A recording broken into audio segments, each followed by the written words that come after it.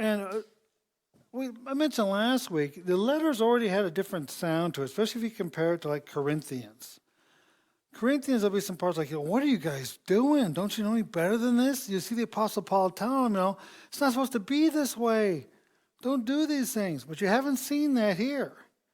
You haven't seen him say that. He's just been encouraged by them. He hears about their love. He just keeps going back to how he encouraged these by their faith. And it pretty much continues the same way today. But he does switch gears a little bit.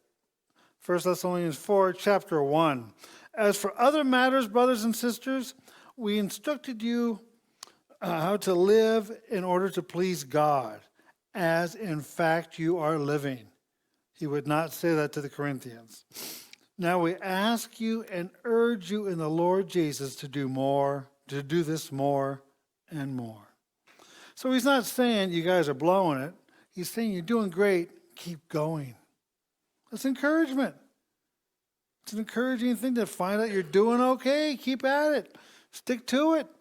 Wonderful. As for other matters, is what he starts that verse off with. Other matters, all sorts of other things. And here's one of them. Keep going. You're doing great. And he says in verse 2, a reminder's coming up. Verse 2, for you know what instruction we gave you, and by the authority of the Lord, and we gave you by the authority of the Lord Jesus.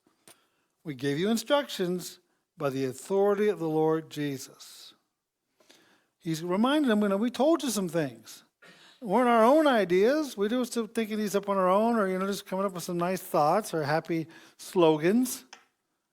We're telling you what the Lord wanted you to know.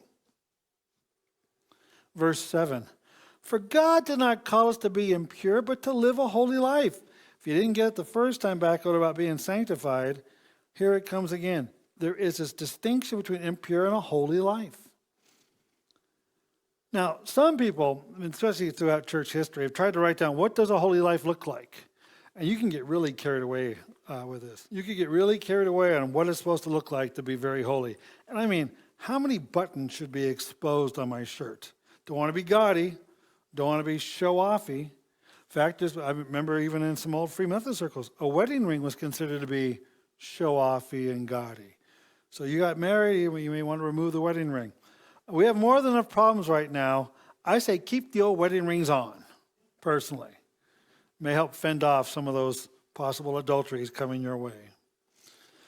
And temptation does come. More than you know.